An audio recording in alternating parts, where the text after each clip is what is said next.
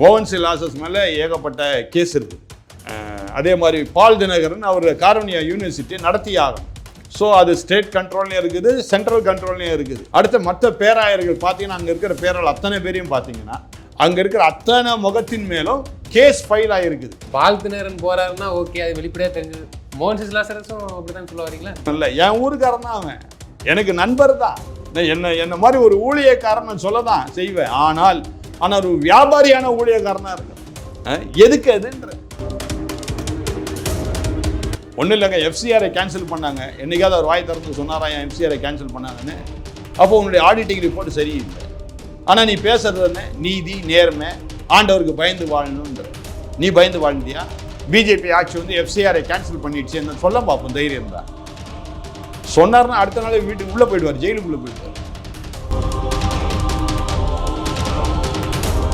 பாஜகவுக்கு நான் ஆதரவாக பேசிட்டு இருக்கிறேன் கடந்த 3 வருஷமாக. ஏன்னா சிறப்பான ஒரு இது கொடுத்துருக்குறாங்க, அரசாங்கம் அரசாட்சி கொடுக்குறாங்க, நான் நல்லதுன்னு நான் சொல்கிறேன். ஆனால் கிறிஸ்தவர்கள் சொல்கிறாங்க அவங்கள எதிராளின்னு சொல்கிறாங்க. நான் என்ன கேட்குறேன், இந்த கிறிஸ்தவர்களில் பாஜக எந்த இடத்துல உன் திருச்சபை உடைச்சிது? அவர்கள் தான் ஆட்சி செய்யணும்னு நான் விரும்புகின்றேன். தமிழகத்திலையும் பாஜக வரணும்.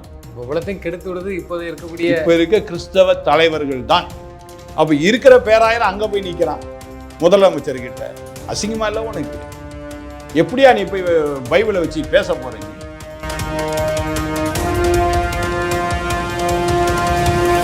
மறுபடியும் இனிக்கோ இருதயராஜுக்கு மறுபடியும் சீட்டு வேணும்.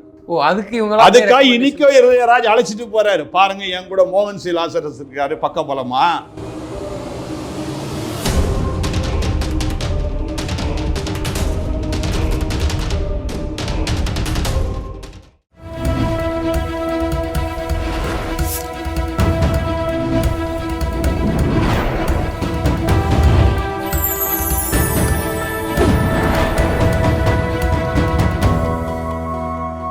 சேனல் 5 தமிழ் நேயர்களுக்கு வணக்கம். இன்றைய நேர்காணலில் நம்மோடு பேச இருப்பது ஆங்கிலிக்கன் திருச்சபையின் arch bishop Gunasekaran Samuel sir. Sir வணக்கம் சார். வணக்கம் சார். இந்த பீகார் எலெக்ஷன் இப்போ தேர்தல் முடிஞ்சது, பாஜக வெற்றி பெற்றிருக்காங்க.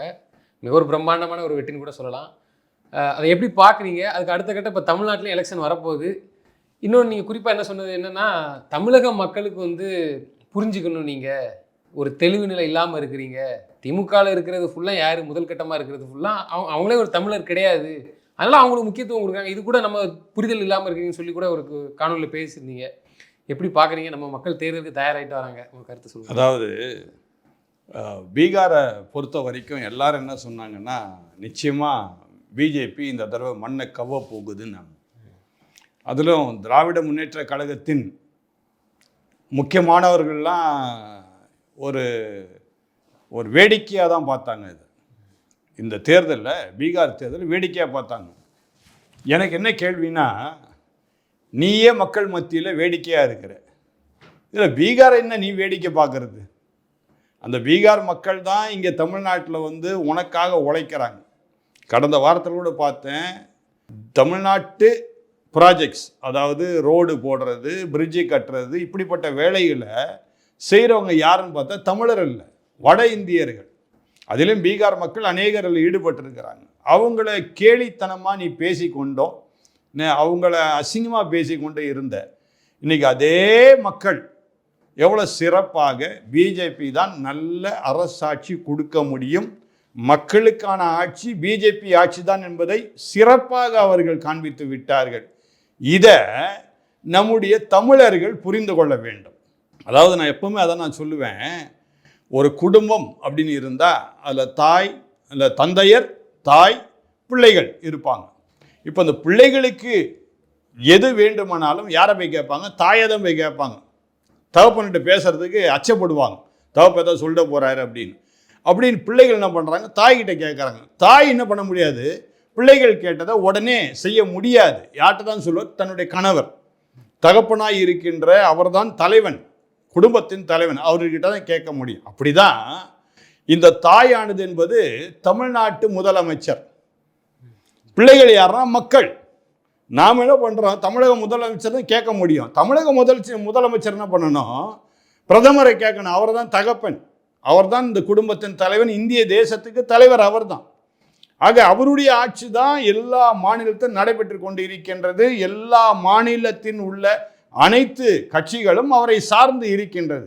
ஒன்றும் இல்லை, பக்கத்தில் ஆந்திரா இருக்குது, சரியா?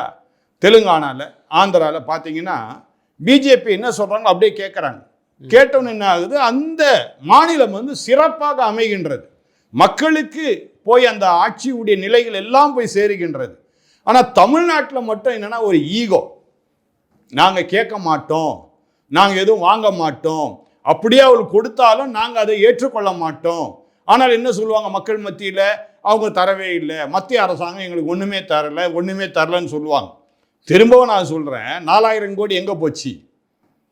அடுத்தது இன்றைக்கு மெட்ரோ ரயில் போய்கொண்டே மறுக்காம 65,000 கோடி உடனே கொடுத்தாங்க. ஆமாம், மெட்ரோ ரயில் போய்கொண்டே இருக்கின்றது.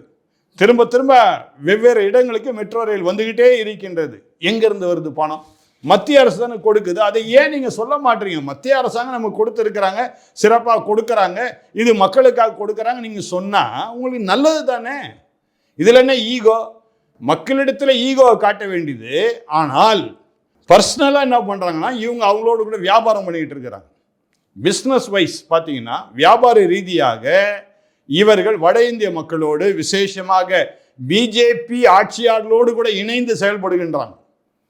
சரிங்களா? ஒன்றும் இல்லை, இப்போ இவங்க என்ன சொல்லுவாங்க, அதானி சரியில்லை, அம்பானி சரியில்லை அப்படின்னு சொல்லுவாங்க. ஆனால் இவங்க 2 பேர்கிட்ட தான் அருமையான திருமதி கனிமொழி, திரு தயாநிதி மாறன், கலாநிதி மாறன், இந்த குடும்பத்தார் எல்லாம் என்ன பண்ணுறாங்க, இப்போ அவர்களோடு தான் வியாபாரம் இணைந்து செயல்பட்டு கொண்டிருக்கின்றாங்க. ஆனால் மக்களிடத்தில் சொல்லுவது என்னன்னா, அவங்கெல்லாம் சரியில்லை. இப்போ சமீபத்தில் நான் கன்னியாகுமரி போயிட்டு வந்தேன், சரிங்களா? இப்போ என்னுடைய கார் வந்து சிஎன்ஜி கார்.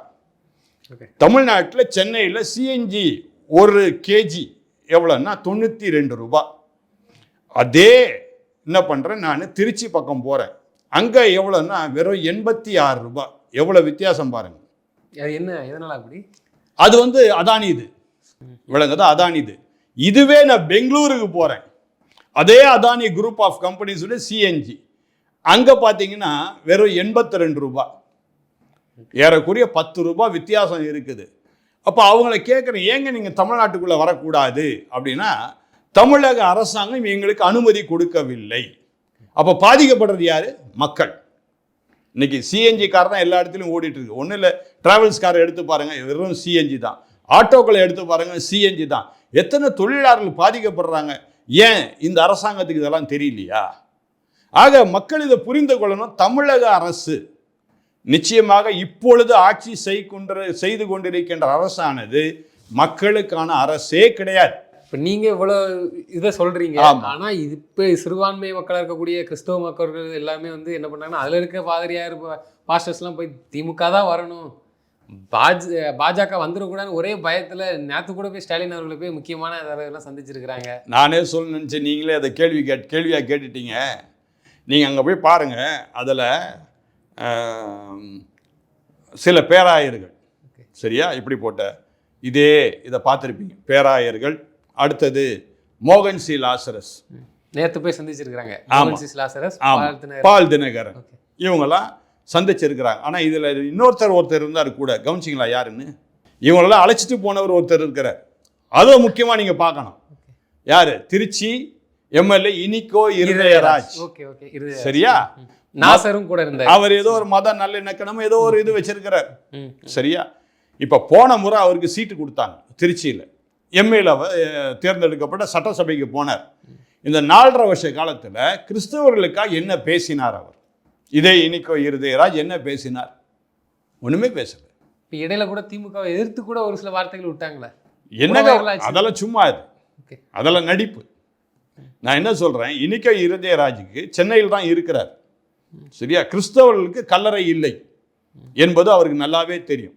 சிறுபான்மை மக்களாகிய முகமதியர்களுக்கு, இஸ்லாமியர்களுக்கு கல்லறை இல்லை.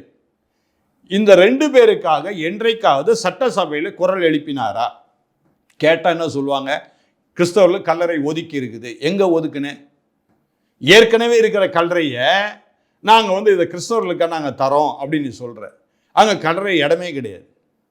இடம் இல்லாத கல்லறை எங்களுக்கு கொடுத்து நாங்கள் என்ன பண்ணேன்? இல்லை நீங்கள் கூட பார்த்துருக்கீங்க, நேற்று போய் சிஎம் சந்திச்சது என்ன சந்திப்பு, பீகார் எலெக்ஷன் முடிஞ்சு போய் பார்த்துருக்குறாங்க. அதாவது இதுதாங்க, மறுபடியும் இனிக்கோ இருதயராஜுக்கு மறுபடியும் சீட்டு வேணும். ஓ, அதுக்கு இவங்க அதுக்காக இனிக்கோ இருதயராஜ் அழைச்சிட்டு போறாரு. பாருங்க, என் கூட மோகன் சி லாசரஸ் இருக்காரு பக்கபலமா, பால் தினகரனுக்கு பக்கபலமா, சில பேராளர் என் கூட பக்கபலமா இருக்கிறாரு. ஆக கிறிஸ்தவ மக்கள் தான் எனக்கு வாக்கு தான் கொடுப்பாங்க, எனக்கு பாருங்க எவ்வளவு பெரிய பலன் என் கூட இருக்குன்னு யார் காட்டுறா?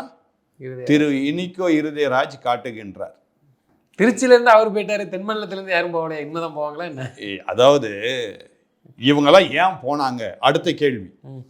மோகன் சி லாசஸ் மேலே ஏகப்பட்ட கேஸ் இருக்குது, சரிங்களா? அதே மாதிரி பால் தினகரன் அவர் கார்னியா யூனிவர்சிட்டி நடத்தி ஆகணும்.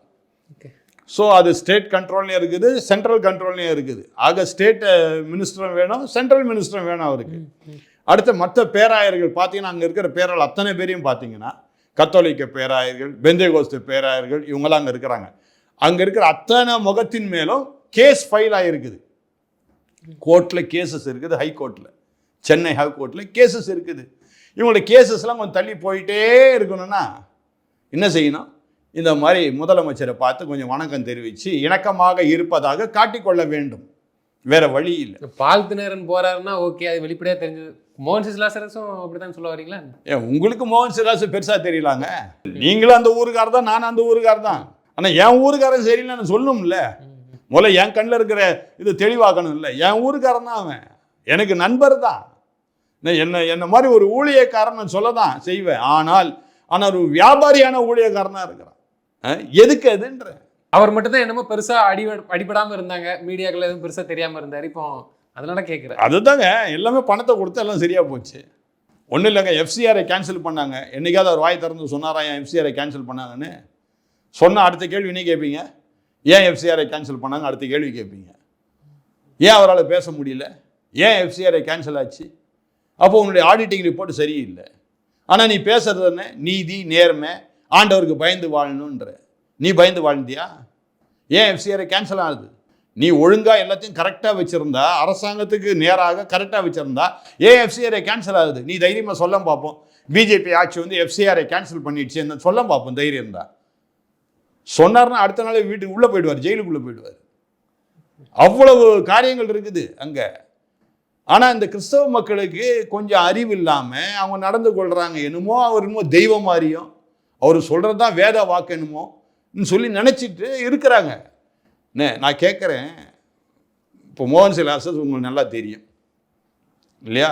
நீங்கள் அந்த ஊருக்காரர் பார்த்துருக்குறேன், அவ்வளோதான். இல்லை, உங்கள் ஊருக்காரர் தான், என் ஊருக்காரர் தான், ரைட்டு. அவருக்கு ஏன் இவ்வளோ சொத்து தேவை? அதாவது சொத்து குவிப்பு வழக்குன்னு யாருக்கு போட்டீங்க? அருமையான அம்மையார் ஜெயலலிதா மேலே கேஸ் ஃபைல் பண்ணிங்க. இப்போ இவருக்கு சொத்து நிறையா இருக்குது, யார் கேஸ் ஃபைல் பண்ண போகிறா? கணக்கு வச்சுருப்பாங்களே, இல்லை நான் அந்த மேலைகளுக்கு செஞ்சுட்டேன், மக்களுக்கு செஞ்சுட்டேன் அப்படின்னு. என்ன மக்களுக்கு என்ன செய்துட்டாரு? மாவடியில் 4 மாவடியில் கூட்டம் நடத்துறாரு, கூட்டம் நடத்தினா யார் கணக்கு காமிப்பாங்களா? அதுக்கு எல்லாரும் தானே கூட்டம் நடத்துறா, அவர் மட்டுமா கூட்டம் நடத்துறாரு? எதுக்குங்க அவ்வளோ ஒரு தனி மனிதருக்கு ஏன் இவ்வளவு சொத்து? தாண்டி பால் தினகரன் கூட ஒரு டையப்பு இல்லை, பால் தினகரனுக்கு மோகன் சி லாசரஸ் அதெல்லாம் ரெண்டு பேரும் ஒன்று சேர மாட்டாங்க. சும்மா பேருக்கு தான், பேருக்கு மேடையில் ஒன்றா உட்காந்துருப்பாங்க, தவிர நல்லா இருக்கிறீங்கன்னா ஒன்றா கேள்வி கேட்பாங்க, அதோடு சரி. அதுக்கு மேலே அவர்களுடைய உறவுகள்லாம் ஒன்றும் கிடையாது. அப்போ இது ஃபுல்லாக தனிப்பட்ட இதுதான் அவருடைய மோகன் சி லாசரஸ். ஆமாங்க. அதனால் இவர்கள்லாம் அரசியல்வாதிகள் ஏன் சந்திக்கணும்? சரி, முதலமைச்சரை சந்திச்ச இப்போ ஏன் சந்திக்கிற? இப்போ நீங்கள் கேட்ட மாதிரி பீகார் தேர்தல் முடிவு வர்ற நேரத்தில் ஏன் சந்திக்கிற? அப்படின்னா இப்போ தேர்தல் வர நேரத்தில் நான் உன்னை சப்போர்ட் பண்ணுன்னு சொல்ல போறியா? அப்போ நீ வந்து திமுகவுக்கு சப்போர்ட் பண்ணி நீ பேசலாம், ஆதரவு கொடுக்கலாம். நான் பாஜகவுக்கு ஆதரவு கொடுத்தா இவன் மோசமான, இவன் அங்கேயே கலத்துறா. பார்த்துருப்பீங்க, கமெண்ட்லாம் பார்த்துருப்பீங்க, அங்கே அங்கேயே கலத்தி பேசுகிறா. ஆனால் இந்த கிறிஸ்தவ மக்களுக்கு கொஞ்சம் அறிவு இல்லாமல் அவங்க நடந்து கொள்கிறாங்க. என்னமோ அவர் என்னமோ தெய்வம் மாதிரியும், அவர் சொல்கிறது தான் வேத வாக்கு என்னமோ சொல்லி நினச்சிட்டு இருக்கிறாங்க. என்னைக்காவது எங்கேயாவது பிஜேபி தலைவரை நான் சந்தித்ததை உங்களால் ப்ரூவ் பண்ண முடியுமா, காட்ட முடியுமா? ஏதாவது ஒரு தலைவரை நான் போய் பார்த்துருப்பானே இது வரைக்கும்? செய்யவே மாட்டேன். அவர்களுக்கு ஆதரவாக தான் நான் பேசுகிறேன். அவர்கள் தான் ஆட்சி செய்யணும்னு நான் விரும்புகின்றேன். தமிழகத்திலையும் பாஜக வரணும். அப்போ நேரடியாக நம்ம என்ன பண்ணிடுறோம்? தகப்பனை கொண்டு வந்துடுறோம், நம்முடைய இல்லத்திற்கு தகப்பனை கொண்டு வந்துடுறோம். அப்போ தகப்பனை டைரெக்டாக கேட்டு எல்லாத்தையும் வாங்கிக்கலாமே. எப்படி இருந்தாலும் அவர் வழியாக தான் வந்து ஆகணும். ஏன் இதுக்கு நடுவில் ஒரு மீடியேட்டராக இன்னொரு கட்சியை ஏன் கொண்டு வரணும்? அதே பிஜேபி நம்ம ஆட்சி கொண்டு வந்துட்டோம்னா டைரக்ட் எல்லாத்தையும் பெற்றுக்கொள்ளலாமே. ஏன் அது புரிய மாட்டேது? அதை தான் நான் சொல்லிக்கிட்டே இருக்கிறேன் திரும்ப திரும்ப திரும்ப. இந்த தேர்தலில் அந்த பிம்பம் உடையுமா? நிச்சயமா. அதனால தான் அருமையான எடப்பாடியார் அவர்கள் என்ன பண்றாரு, மக்களுக்கு சேவை செய்ய வேண்டும், மக்கள் நலமாய் இருக்க வேண்டும், மக்கள் சிறப்பாக வாழ வேண்டும், சந்தோஷமாக வாழ வேண்டும் என்று சொல்லி அவருக்கு பல்வேறு நெருக்கங்கள் இருந்தாலும் அருமையான திரு எடப்பாடி அவர்கள் பிஜேபியோடு கூட இணைந்து நாங்கள் இந்த தேர்தலை சந்திப்போம், கூட்டணி வைத்து தேர்தல் சந்திப்போம், ஒரு நல்ல ஒரு முடிவு எடுத்திருக்கிறார். அதை அவரை நான் பாராட்டுகின்றேன். ஆக மக்கள் இதை புரிந்து கொள்ள வேண்டும். புரிந்து கொண்டு வரும் நாட்களிலே 2026 தேர்தலில் இந்த கூட்டணி கட்சிக்கு, அண்ணா திராவிட முன்னேற்ற கழகம் பிஜேபி கூட்டணி கட்சிக்கும் தங்களுடைய ஆதரவை கொடுத்து நாம் வெற்றி பெற செய்தோம் என்றால் நமக்கு தான் நல்லது. அப்போ தைரியம் என்ன பண்ணலாம்?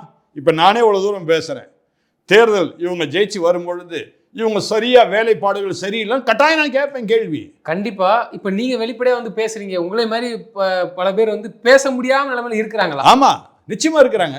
அதான் பார்த்துருப்பீங்களா, ஒரு மாதத்துக்கு முன்பதாக சிலரை அரெஸ்ட் பண்ணி கொண்டு போய் உள்ள போட்டு அவங்கள பயமுறுத்தி, என்கிட்ட கூட நிறைய பேர் சொன்னாங்க. யாரு? எனக்கு பிடிப்படலை. யார் அந்த சிலர்?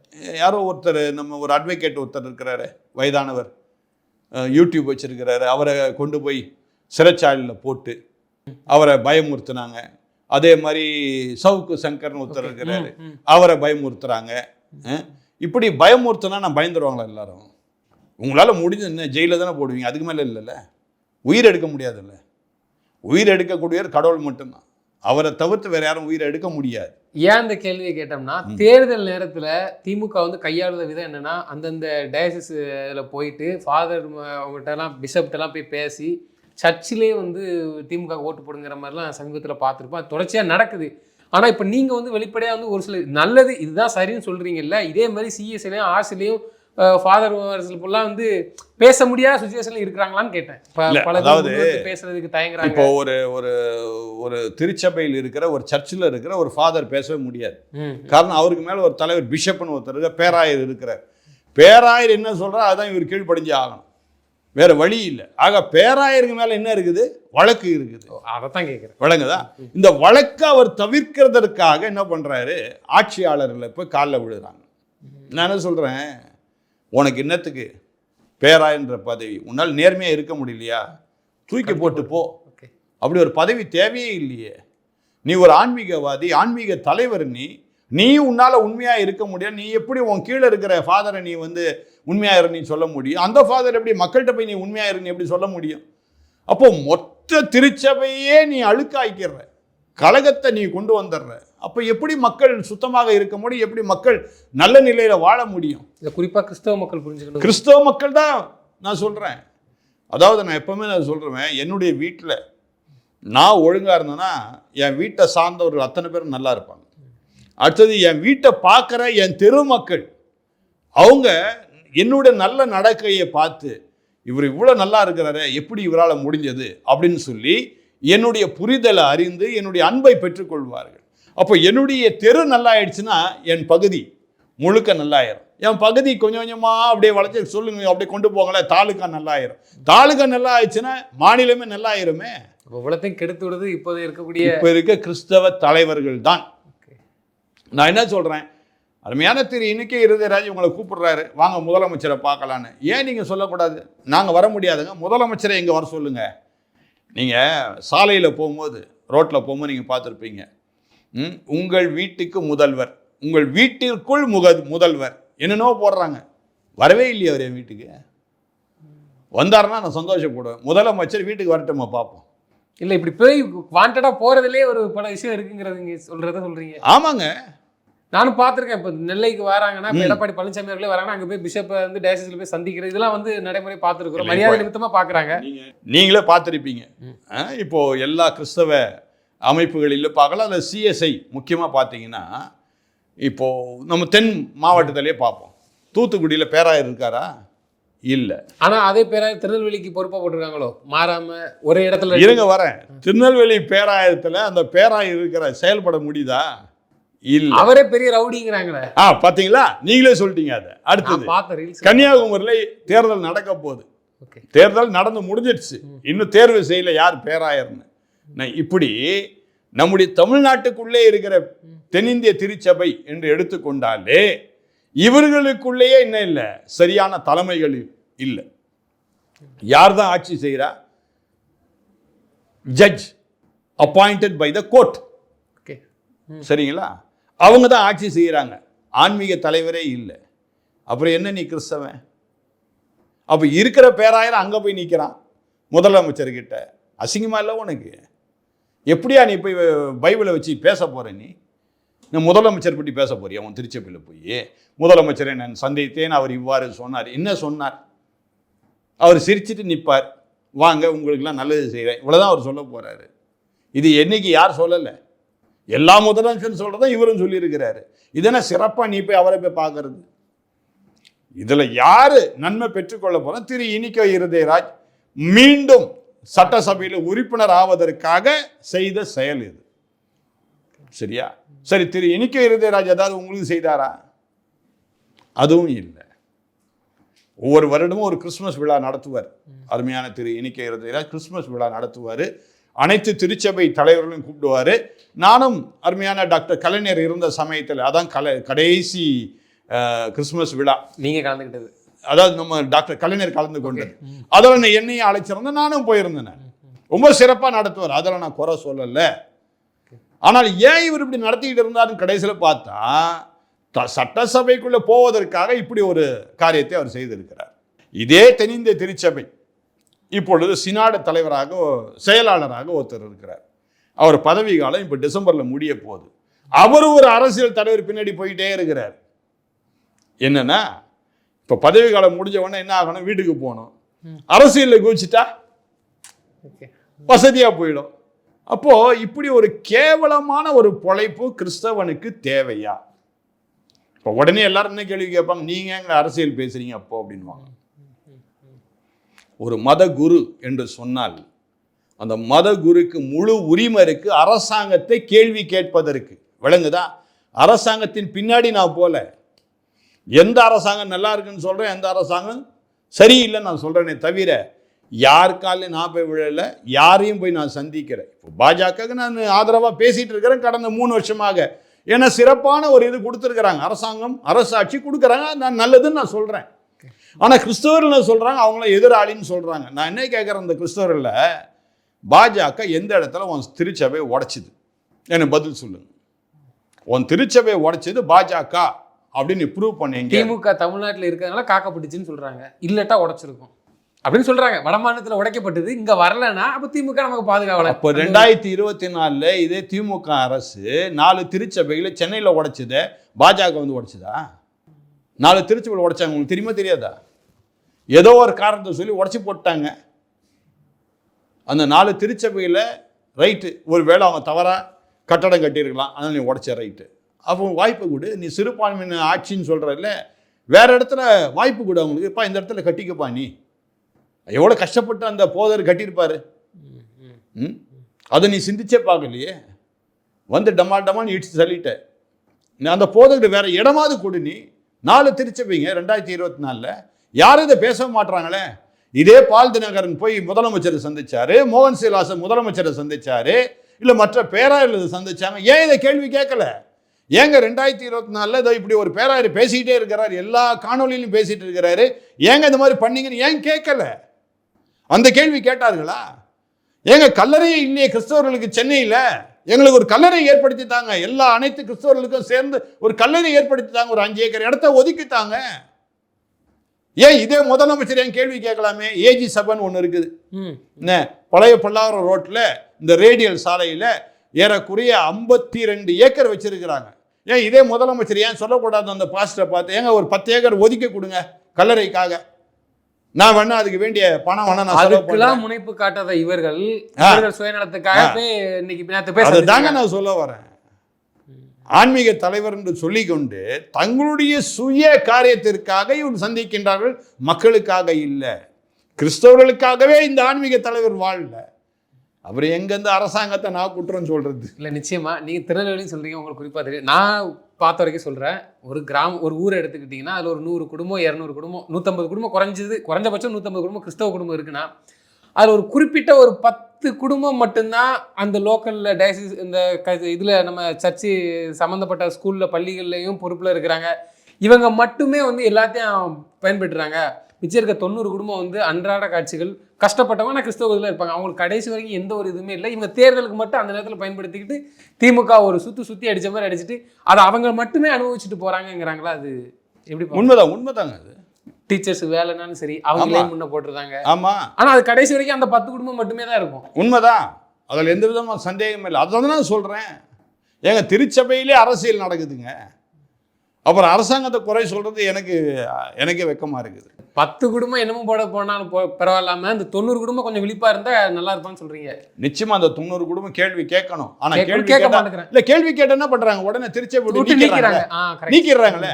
அதுக்கு பயந்து அவங்க என்ன பண்றாங்க? ஐயோ, என் பிள்ளைகளுக்கு திருமணம் நடக்கணும், நாளைக்கு என் கணவனோ மனைவியோ செத்தா அவங்களுக்கு கல்லறை கொடுக்க மாட்டாங்க. ஸோ இதுக்காக என்ன பண்றாங்க? அமைதியா இருக்கிறாங்க, பாவம்.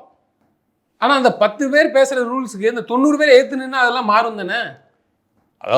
அதாவதுங்க, இப்போ இந்த 10 பேர் யாருன்னு பார்த்தீங்கன்னா 10 பேரும் ஒரு சிறந்த வியாபாரியா இருப்பாங்க, ஒரு சிறந்த அங்க இருக்கிற பணம் படைத்தவர்களாக இருப்பாங்க.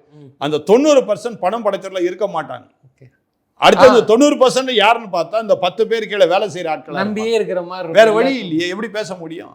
எஜமான போய் எப்படி பேச முடியும்? வேலை இல்லைன்னு வெளியே போடான்னு சொல்லிட்டா பாவம் சாப்பாடு இல்லாமல் போயிருமே. இதானுங்க பிரச்சனை. இப்போ என்ன கூட எல்லாரும் என்ன கேட்குறாங்க, நீ பாட்டுக்கு அமைதியாக இருந்துட்டு போய் எவனாவது அரசாங்கிட்டு போகிறான் உனக்கு ஏன் அப்படின்னு நான் கேள்வி கேட்குறாங்க. நான் என்ன சொல்கிறேன், இருக்கிற வரைக்கும் ஒரு ஆன்மீக தலைவராக இருக்கிறவன் நான் சரிசமமாக பேசணும். 2021 இதே திராவிட முன்னேற்ற கழகத்துக்கு நான் ஆதரவு கொடுத்தவன். அவர்கள் தான் ஆட்சிக்கு வர வேண்டும். 21 போன சட்டசபை தேர்தலில் இவர்களுக்கு நீங்கள் எல்லாரும் வாக்கு கொடுக்க வேண்டும் என்று சொன்னவன் நான். இதற்காக 3 கூட்டங்கள் என் சொந்த பணத்தை வச்சு நான் செலவு பண்ணி ஆலந்தூர் தொகுதியில் தாமு அன்பரசனை கூப்பிட்டு நிற்க வச்ச மேடையில் 3 கூட்டங்கள் நானே முன்னின்று நடத்தினேன். நான் சொன்னது போல அவருக்கு சட்டசபையில் உறுப்பினரானார். அடுத்து ஒரு கூட்டம் ஒன்று வச்சிருந்தாங்க. அந்த கூட்டத்தில் அருமையான இஸ்லாமிய மக்களும் இஸ்லாமிய சில தலைவர்களும் கிறிஸ்தவ தலைவர்களும் வைத்து ஒரு கூட்டம். அந்த கூட்டத்தில் நான் சொன்னேன், அடுத்தது இவர் தான் அமைச்சர் ஆவார், அதனால் நம்முடைய தொகுதியில் கட்டாயம் கல்லறையை ஏற்படுத்தி தருவார் நம்முடைய சிறுபான்மையின் மக்களுக்குன்னு சொல்லி நான் திட்டமாக சொன்னேன். சொன்னது போலவே அவருக்கு ஒரு அருமையான மந்திரி பதவி கொடுத்தாங்க. ஆனால் ஆயிடுச்சு, இன்னைக்கு 4.25 வருஷம் ஆயிடுச்சு. சரிங்களா? இது வரைக்கும் ஒரு கல்லறை ஏற்படுத்தி தரல. ஆனால் ஒரு காரியம் செய்தார். இந்த இண்டிபெண்டன்ட் திருச்சபைகள், தூய தோமையர் போதகர் சங்கம்னு ஒன்று இருக்குது, அந்த சங்கத்தின் தலைவர்களை அழைச்சி என்ன பண்ணார், ஒரு அருமையான ஒரு ஆர்டரை ஒன்று கொடுத்தார். Collector order. நல்லா புரிஞ்சுக்கிடுங்க, இது கலெக்டர் கொடுத்த ஆர்டர். கல்லறை தோட்டத்துக்குன்னு ஒதுக்குறவங்களுக்கு 2 ஏக்கர் இடம் ஒதுக்குறேன், இஸ்லாமியருக்கும் கிறிஸ்தவர்களுக்கும் ஆளுக்கு ஒரு ஏக்கர் எடுத்துக்குன்னு சொல்லி ஆர்டரை கொடுக்குறாரு. அந்த ஆர்டரை எடுத்துகிட்டு போய் அந்த இடத்த போய் பார்த்தா சுற்றி மதில் சுவர் இருக்குது. அப்போ இவங்க கேட்குறாங்க, கிறிஸ்தவ தலைவர்கள் கேட்குறாங்க, என்னங்க மதில் சுவர் இருக்குது, எப்படிங்க உள்ளே போகிறது பாதை, அந்த மதில் சுவரை இடிச்சிட்டு போப்பா அப்படின்றாங்க. ஐயோ, இடிச்சிட்டு போனால் பிரச்சனை வருமே, நான் வந்து பார்த்துக்கிறேன்ப்பா, பிற்பாடு பிரச்சனை வருமோ நான் வரேன், நீ கவலைப்பட, இடிச்சிட்டு போப்பா. ஒரு மந்திரி பேசுகிற பேச்சா இது? ஒரு மதில் சுவரை இடிச்சிட்டு போகணுன்னா ஆர்டரே கொடுத்துட்டீங்க, அப்போ வழி ஏற்படுத்தி நீங்கள் தானே தரணும், அதானே முறை. ஆனால் நீங்கள் என்ன சொல்கிறீங்க, சுவரையே இடிச்சிட்டு போப்பா. இதான் திராவிட மாடல். விளங்குதா? நீங்கள் பிறகு உங்களை வந்து அரெஸ்ட் பண்ணுவாங்க, நீங்கள் ஜெயிலுக்கு போவீங்க.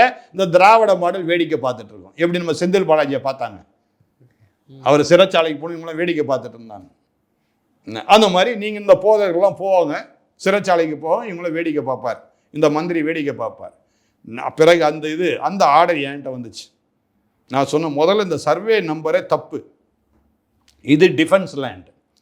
டிஃபென்ஸ் லேண்ட் உடைய இடத்த எப்படி மாவட்ட ஆட்சியாளர் இதை உங்கள் கையில் கொடுக்க முடியும்? இது டிஃபென்ஸ்காரன் தான் கொடுக்க முடியும். இது சென்ட்ரல் கவர்மெண்ட் ப்ராப்பர்ட்டி. மத்திய அரசு தான் இதில் எடுக்கணும் முயற்சிகள். எப்படி இந்த மாநில அரசு உடைய ஒரு ஆட்சியாளர் உங்களுக்கு இந்த ஆர்டரை கொடுக்க முடியும்? புரியுதா? அப்போ இந்த எலெக்ஷன் வர்ற நேரத்தில், தேர்தல் கரெக்டாக வர்ற நேரத்தில் இப்படி ஒரு ஆர்டரை கொடுத்து இந்த கிறிஸ்தவ மக்கள்லாம் பைத்தியக்காரனுங்க, நாம் ஏதாவது ஒரு ஆர்டரை கொடுத்தோம் அதை வாங்கிக்கிட்டு நமக்கு வாக்கு கொடுத்துருவாங்க. எல்லா கிறிஸ்தவனும் அப்படி இருக்க மாட்டான். தாமோ அன்பரசனே, உமக்கு ஞாபகம் இருக்குதா இல்லையான்னு தெரியல, நானும் திமுகவில் தொழிலாளர் முன்னேற்ற சங்கத்தின் செயலாளராக இருந்தவன். இதே தாமோ அன்பரசன் அன்னைக்கு கை கட்டிட்டு வந்து நின்னார் என் முன்னாடி. நான் செங்கை மாவட்டின் செயலாளராக இருந்தேன். இதே தாமோ அன்பரசன் அன்னைக்கு கை கட்டி என் முன்னாடி வந்து நின்னார். அப்போ குப்புசாமி தான் தலைவர். அவர் கூட அன்னைக்கு என்ன சொன்னார், நான் வரமாட்டேன் அப்படின்னாரு. அப்போ அருமையான அண்ணன் சைதை கிட்ட இருந்தார். நான் அவருக்கு ரொம்ப ரொம்ப க்ளோஸ். அவர்கிட்ட ஒரு வார்த்தை சொன்னேன், குப்புசாமி வந்துட்டார். தாமோ அன்பரசன் அங்கே வந்து நின்றுட்டார். சரியா? நான் திமுக பக்கா திமுக காரன் நான் ஒரு காலத்தில். ஆனால் மக்களுக்கு அவர்கள் சேவை செய்யல. சிறுபான்மை மக்கள் அவங்க செய்கிறோம் சொல்லிட்டு இப்படி ஏமாற்று வேலைகளை செய்ய ஆரம்பித்ததினாலே இன்றைக்கு நான் அவர்களை எதிரியாக பார்க்கல, நீங்க செய்யறது தவறுன்னு நான் சொல்ல வரேன். அப்போதான் நான் யோசித்தேன், தாயை கைப்பிடிக்கிறத காட்டிலும் தகப்பனை கைப்பிடிச்சிட்டா, தகப்பங்கிட்ட தான் எல்லாமே வருது. தகப்பனே கைப்பிடிச்சிட்டா இன்னும் நல்லதாச்சே. இல்ல, இந்த விளக்கம் ரொம்ப ரொம்ப அருமையான. ஆமாங்க, தகப்பனை கைப்பிடிச்சா நல்லதாச்சே. டைரக்டா தகப்பன் தான் எல்லாம் தர போறாரு. அந்த தகப்பன்கிட்ட நேரடியாக உறவு வச்சுக்கிட்டா, இடையில இருந்து நீ யாரு, இடகு தரவர்லாம் என்னத்துக்கு வேண்டியது இல்லையே. அதனாலதான் பிஜேபி ஆதரவு கொடுக்கிறேன். மத்திய அரசாங்கத்திற்கு முழுமையான ஆதரவு. ஏன் என்றால் அவர்கள் மட்டும்தான் எல்லாம் நமக்கு செய்வார்கள். தொடர்ந்து தங்களது கருத்துக்களை பகிர்ந்தமைக்கு நன்றி. நன்றிங்க.